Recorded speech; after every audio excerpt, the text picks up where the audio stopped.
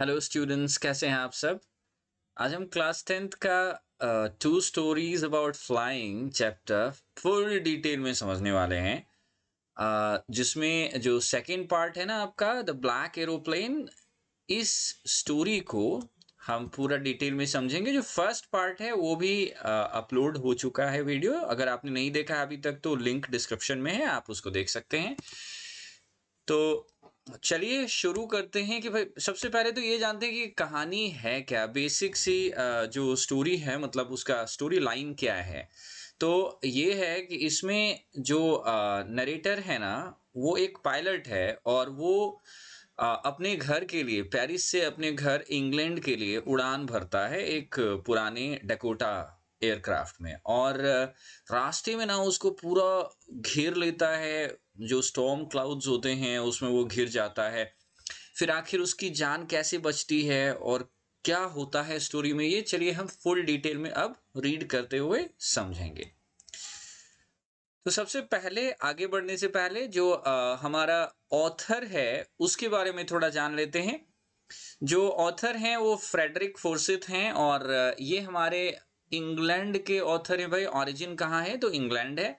और उनका कुछ जो काम उन्होंने किया है वो जर्नलिस्ट का किया, स्पाई का किया, फिर पार्ट टाइम पॉलिटिकल कमेंटेटर का भी काम किया guys.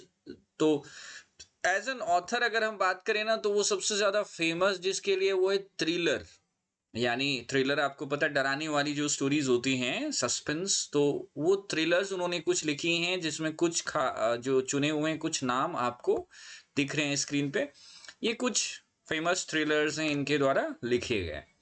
Now let us proceed further and let's understand the story line by line. इसमें देखिए शुरुआत कहाँ से होती है। The moon was coming up in the east behind me. वो क्या कहते हैं कि मून जो था ना ईस्ट में, ये मून जो था ईस्ट में, यानी रात का समय था, राइट।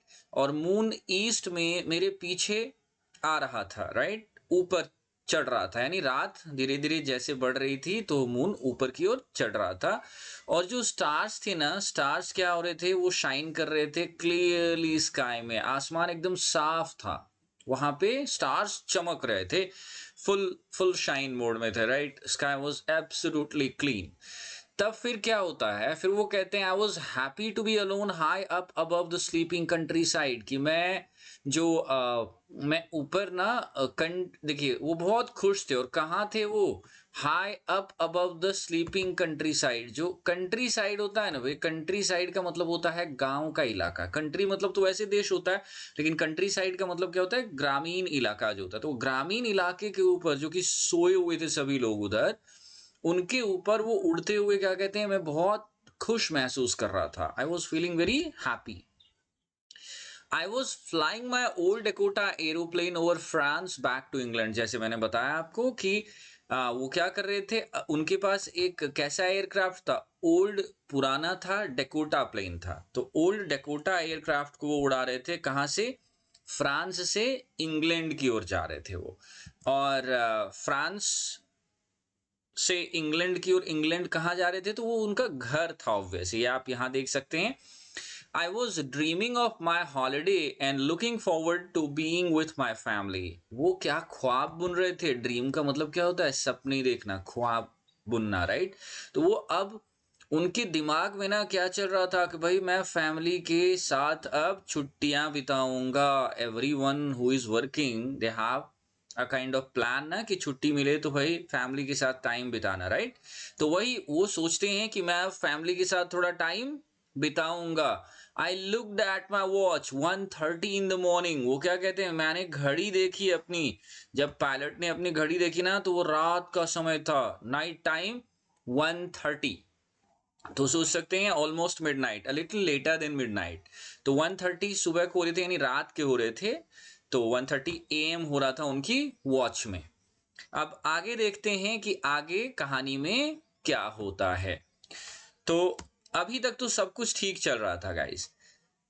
अभी यहाँ जब आप देखते हैं वो निकलते हैं, तो उन्होंने क्या किया, I should call Paris control soon. I thought as I looked down past the nose of the aeroplane, I saw the lights of a big city in front of me. वो क्या कहते हैं, ऑब्वियस है कोई भी aircraft ना जब take off करता है तो उनको एक प्रोटोकॉल होता है कि उनको कंट्रोल सेंटर में कॉल करना होता है डायरेक्शंस के लिए, क्योंकि ऑब्वियस है हमारे देखिए ऊपर में तो कोई रोड होता नहीं है, जैसे हम तो भाई चलते हैं तो रोड्स पे हमें डायरेक्शन किसी से पूछने की जरूरत नहीं होती जनरली, जब तक हमें एड्रेस नहीं पता। हमें रोड तो पता है किधर है नहीं है, किधर जाना है, साइन बोर्ड से पता चलेगा, बट वहां तो कोई ऐसा नहीं है कि साइन बोर्ड मिलेगा। तो कंट्रोल सेंटर को कॉल करते हैं यूजुअली हर एक पायलट, उन्होंने भी किया, उन्होंने सोचा कि भाई मुझे पेरिस कंट्रोल कॉल करना चाहिए और डायरेक्शन ले लेना चाहिए, राइट। आई थॉट, वो कहते मैंने सोचा, as I look down past the nose of the aeroplane. Nose, aeroplane का नोज कहाँ होता है, तो जो उसका आगे का पोर्शन होता है ना, फ्रंट पोर्शन, वो आपका एरोप्लेन का नोज होता है। तो उन्होंने एरोप्लेन के नोज के नीचे देखा, यानी अपने सामने से नीचे की तरफ देखा उन्होंने। जब नीचे देखा तो क्या दिखा उनको, आई saw the lights of big city in front of मी। अब ये बिग सिटी कौन सी थी भाई, जहां से उन्होंने उड़ान भरी थी, कौन सा, पेरिस, राइट। तो उन्होंने वहां उस पेरिस शहर की जो लाइट्स थी ना वो उनको दिखाई दी नीचे। अब उन्होंने क्या किया, I switched on the radio and said, Paris control, Dakota DS-088 here, can you hear me, I am on the way to England, over. अब ये तो उन्होंने क्या किया, उन्होंने कॉल किया, ऑब्वियस है जैसा वो सोच रहे थे, पेरिस कंट्रोल को कॉल किया, और कॉल करके वो क्या कहते हैं कि पेरिस कंट्रोल, मैं डकोटा DS-088 से बोल रहा हूं, क्या तुम मुझे सुन पा रहे हो।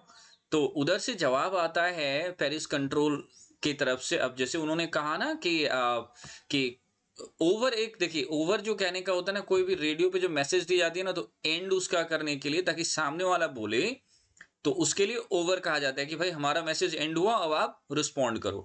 तो इस तरह से उन्होंने उनको कहा कि क्या तुम मुझे सुन पा रहे हो, कंट्रोल पेरिस कंट्रोल सेंटर को, उन्होंने ऐसा कहा।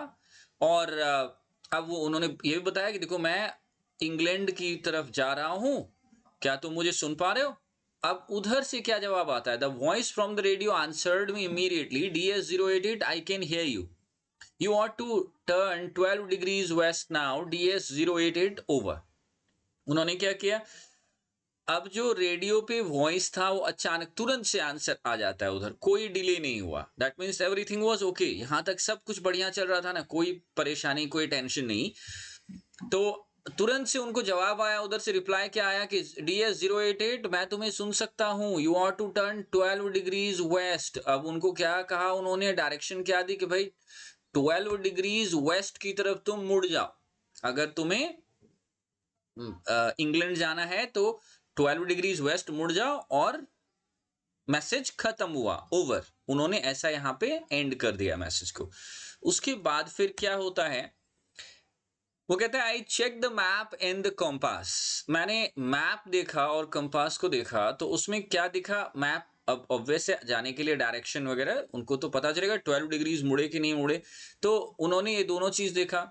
Switched over to my second and last fuel tank, और मैंने क्या किया, वो बताते हैं कि मैंने जो सेकंड मेरा फ्यूल टैंक था, एक फ्यूल टैंक यानी एग्जॉस्टेड था, तो उन्होंने क्या किया, अपना जो फ्यूल था वो सेकंड वाला ऑन कर दिया, और वो उनके पास लास्ट फ्यूल टैंक था, उसके बाद एक्स्ट्रा उसमें फ्यूल टैंक था नहीं, यानी जो ईंधन थी वो लिमिटेड थी उनके पास।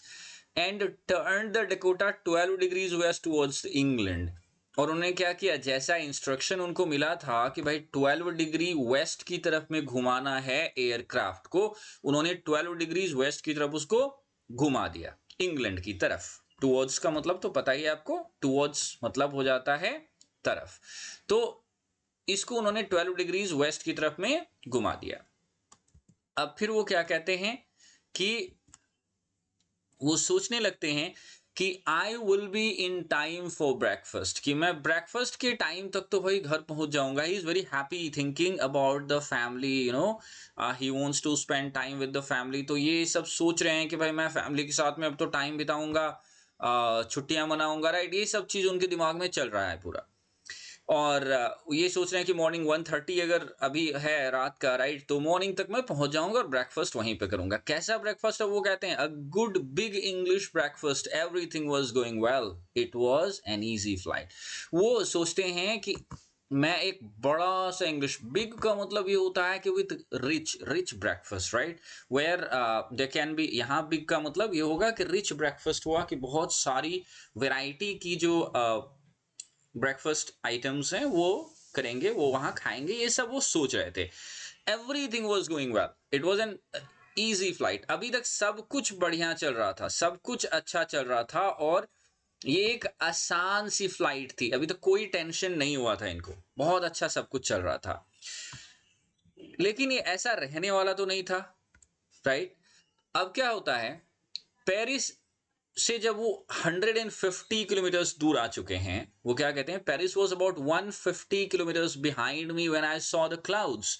जब पेरिस करीब 150 किलोमीटर दूर रह चुका था, तभी मैंने क्या देखा, क्लाउड्स को देखा। और कैसा क्लाउड था भाई, वो क्लाउड था स्टॉर्म क्लाउड्स, वो स्टॉर्म क्लाउड्स थे। स्टॉर्म का मतलब तूफान वाला जो बादल होता है, पूरा स्टॉर्म क्लाउड उनको अब दिखाई दे गया।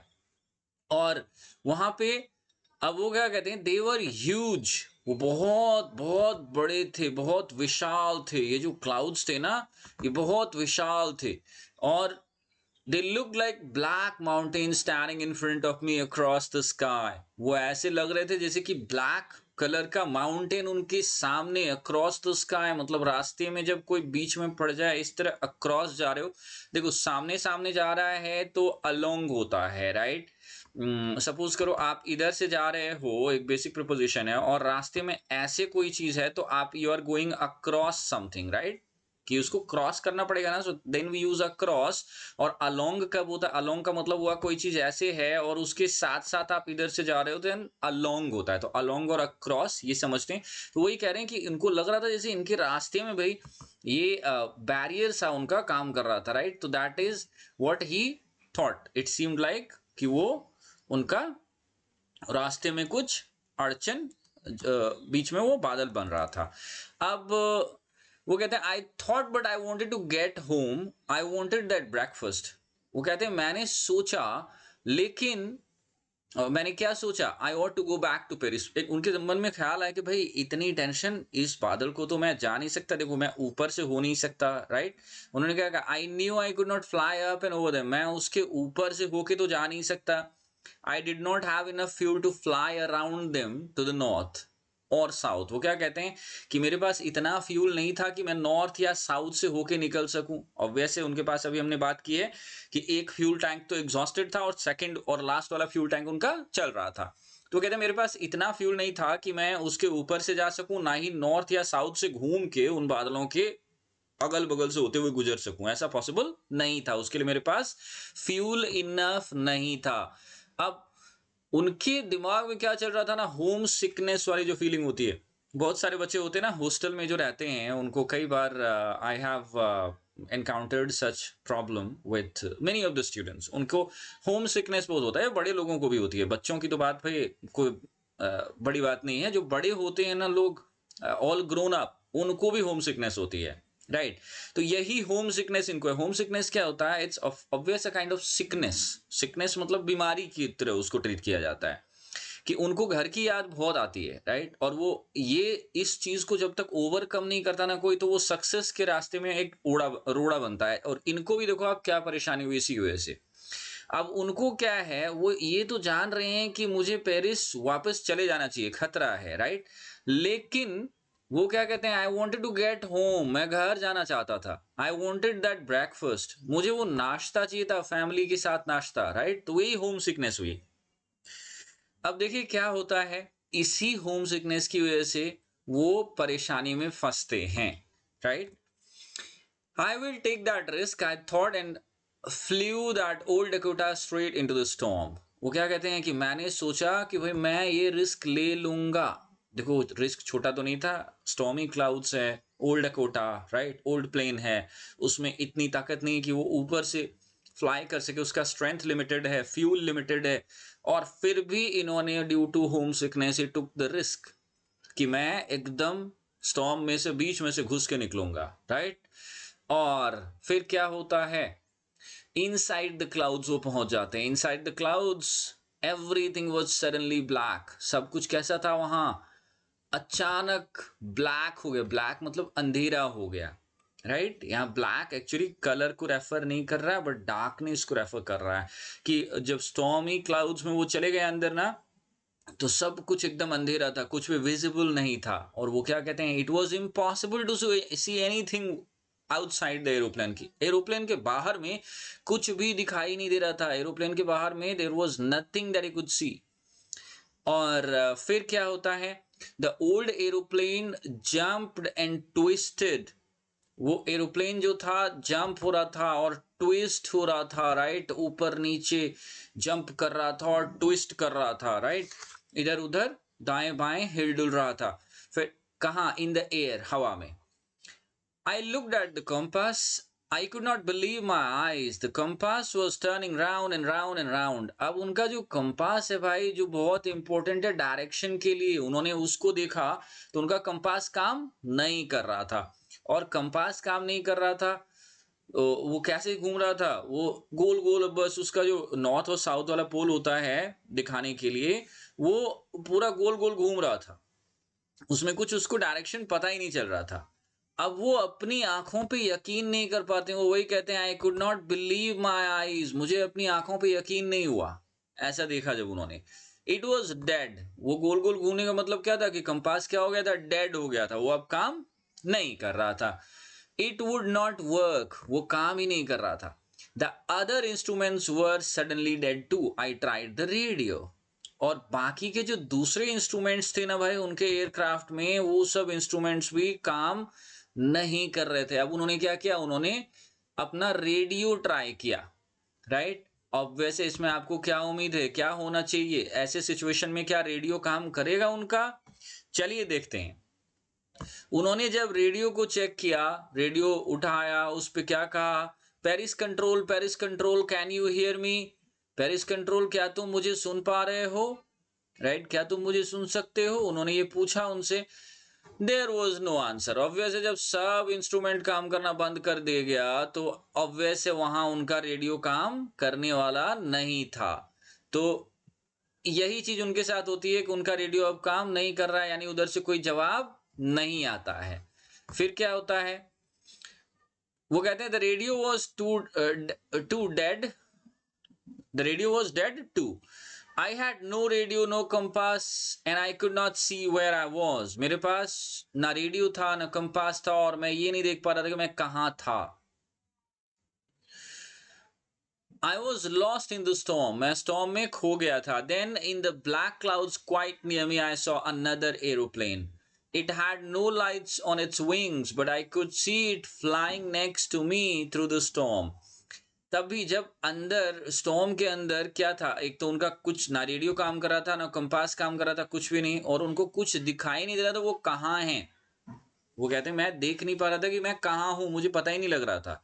और तभी अचानक से उनको क्या दिखा, उनको दिखा कि एक दूसरा एरोप्लेन उनको नजर आ गया। कहाँ पे, इन द ब्लैक क्लाउड्स, उन्हीं घने काले बादलों में। उनके क्वाइट नहीं है, क्वाइट का मतलब देखिए, ये क्वाइट QUITE है, तो ये वाला क्वाइट का मतलब होता है बिल्कुल, ये एडवर्ब होता है। क्वाइट का मतलब होता है बिल्कुल। एक होता है QUIET क्वाइट, उसका मतलब होता है शांत, राइट। तो ये क्वाइट, वो कहते हैं बिल्कुल मेरे नजदीक मैंने एक और एरोप्लेन देखा। It had no lights on its wings, इसमें कोई भी लाइट नहीं थी उसके विंग्स में। अब आपको समझ आ रहा होगा उसको ब्लैक एरोप्लेन क्यों कहा। एक तो स्टॉर्म में था, उसमें कोई लाइट नहीं जली हुई थी, राइट, उस अंधेरे में, इसीलिए उसको कहा क्या कि ब्लैक एरोप्लेन, उसको नाम दिया।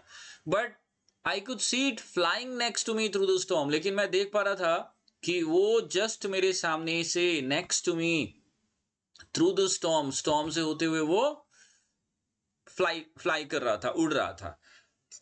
कुछ सी द पायलट्स फेस, यहां तक कि पायलट का चेहरा भी उनको दिख रहा था। जो फ्लाई कर रहे थे उनका चेहरा उनको दिखाई दे रहा था। और वो किधर की तरफ था, वो टर्न्ड टुवर्ड्स मी, मेरी तरफ मुड़ा हुआ था। वो जो चेहरा था वो किधर था, मेरी तरफ मुड़ा हुआ था।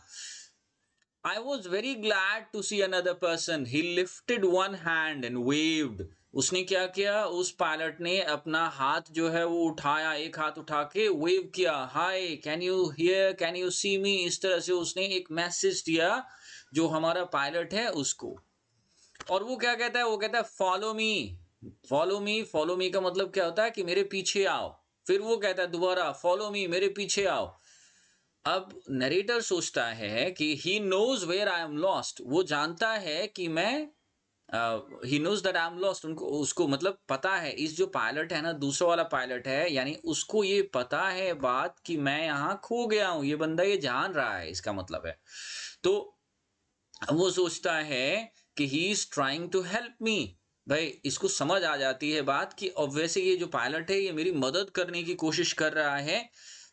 तो उन्होंने क्या किया, अपने एरोप्लेन को किधर, नॉर्थ की तरफ में धीरे से मोड़ लिया। He turned his aeroplane slowly to the north, right in front of my Dakota, so that it would be easier for me to follow him.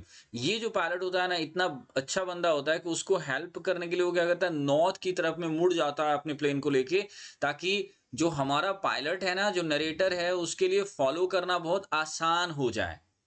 अब वो क्या करते हैं, वो कहते हैं कि I was very happy to go behind the strange aeroplane like an obedient child. कैसे जाते हैं, उनको बड़ी खुशी होती है कि चलो एकदम इसके पीछे पीछे मैं चलता हूँ, ओबीडियंट चाइल्ड की तरह। ओबीडियंट मतलब क्या होता है, आज्ञाकारी बच्चा, राइट। आई होप आप सब आज्ञाकारी बच्चे हैं। तो जैसे जो माता पिता की बात मानते हैं तो उनको कहते हैं ओबीडियंट चाइल्ड, राइट ना, कि वो ओबे करते हैं, ओबे से बना ओबीडियंट। तो वो एक ओबीडियंट बच्चे की तरह उस एरोप्लेन के पीछे पीछे खुशी से जाने लग जाते हैं। अब क्या होता है,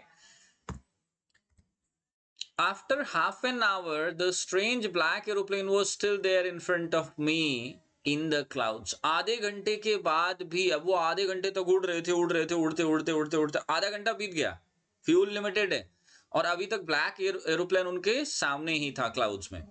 Now there was only enough fuel in the old Dakota's last tank to fly for 5 or 10 minutes more. अब उनका कंसर्न क्या था, कि अभी हमने बात किया था, सबसे बड़ा उनका कंसर्न था फ्यूल, कि उनके पास इतना ही फ्यूल था कि वो बस 5 या 10 मिनट तक और उड़ सकते थे। ओनली 5 to 10 मिनट्स, उससे ज्यादा वो नहीं उड़ सकते थे। तो 5-10 मिनट के लिए फ्यूल बचा है।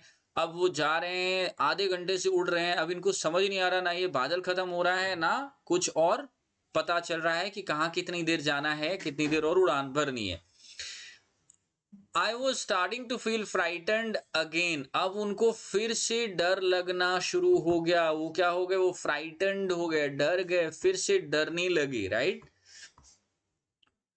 But then he started to go down and I followed through the storm. और तभी क्या होता है, वो जो पायलट होता है ना, दूसरा वाला जिसके पीछे पीछे ये आ रहे थे ना, वो नीचे की ओर जाने लग गया, right. He started to go down, और मैंने क्या किया, मैंने उसको फॉलो किया।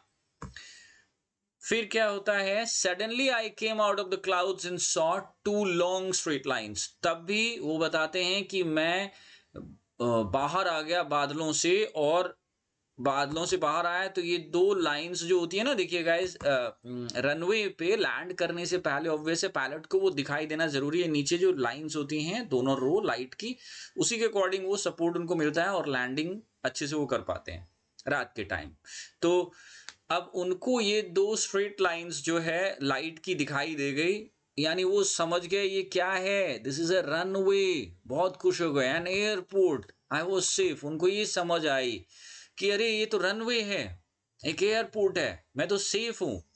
आई turn to look for my friend in the black aeroplane but the sky was empty. There was nothing there. The black aeroplane was gone. I could not see it anywhere. वो क्या कहते हैं कि मैं पीछे मुड़ा, right. आई turned, मैं मुड़ा किसके लिए, मेरे फ्रेंड के लिए। वही फ्रेंड, वो अननोन पायलट ब्लैक एरोप्लेन वाला, वो मुड़ते हैं अपने ब्लैक एरोप्लेन वाले फ्रेंड को देखने के लिए। लेकिन क्या होता है, स्काई जो है एम्प्टी होता है, खाली होता है, आसमान में कोई होता ही नहीं है। There was nothing there. आसमान में कुछ नहीं था। The black aeroplane was gone, वो जो ब्लैक एरोप्लेन था वो चला गया था, right, that was not there in the sky, I could not see it anywhere, मैं उसको कहीं नहीं देख पा रहा था। ये उनकी सिचुएशन थी उस टाइम तक। अब ये कंफ्यूजन वाला स्टेट क्रिएट करेगा ना गाइस कि आपके हेल्प में कोई आया, राइट, किसी ने आपको हेल्प किया और फिर आप जब निकल गए, आप सेफ हो और आप देख रहे हो पीछे में कोई आपको दिखाई नहीं दे रहा, आखिर वो था कौन, थोड़ा सा होता है ना एक स्ट्रेंज सा। अब देखिए क्या होता है, वो कहते हैं I landed and was not sorry to walk away from the old Dakota near the control tower. अब वो कहते हैं कि भाई मैं लैंड हो गया और मुझे इस बात की कोई दुख नहीं थी कि मैं ओल्ड डकोटा से कंट्रोल टावर की तरफ में जा रहा था। अब यहाँ क्या था कि वो सॉरी, ये बात क्यों कहते हैं आई वॉज नॉट सॉरी, ये समझिए कि ऑब्वियस है जान तो बच गई उनकी, राइट, लेकिन उनको सॉरी होना क्यों चाहिए था? सॉरी इसलिए क्योंकि वो जा आ रहे थे अपने घर को, इंग्लैंड, और अब वो कहाँ हैं उनको पता ही नहीं है, बच के तो निकल गए, तो इसीलिए खुशी हो सकती है उसकी, लेकिन ऑब्वियस है दुख भी एक तरह से उनको होता, राइट। क्यों? क्योंकि वो जिस काम से जा रहे थे, फैमिली से मिलने जा रहे थे, क्या वो फैमिली के पास पहुंच पाए? नहीं, उनको क्लियर ही नहीं कि वो कहाँ हैं, राइट। फिर वो क्या करते हैं, I went and asked a woman in the control center where I was and who the other pilot was. I wanted to say thank you. वो कहते हैं कि मैं कहाँ गया, मैं कंट्रोल सेंटर में गया और कंट्रोल सेंटर में जाके जो वुमेन थी उनसे वो मिले और उनसे, उस वुमेन से उन्होंने पूछा कि मैं कहाँ था और वो जो दूसरा पायलट था वो कौन था।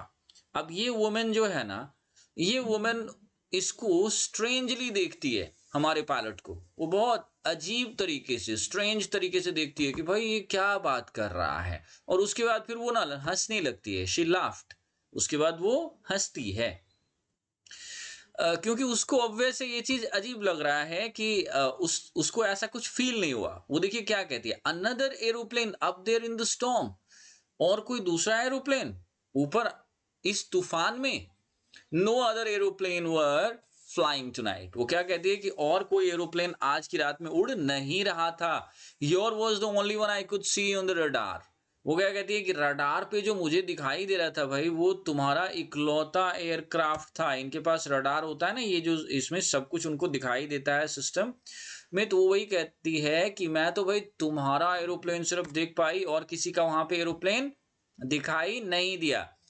अब ये जो बंदा है ना सोच में पड़ जाता है, हमारा जो नरेटर है ना वो सोच में पड़ता है कि ये आखिर ऐसा कैसे हुआ, ये कंफ्यूज हो जाता है और वो ये सोचने लगता है कि so who help me to arrive there safely without a compass और a radio and without any more fuel in my tanks, who was the pilot on the strange black aeroplane flying in the storm without lights।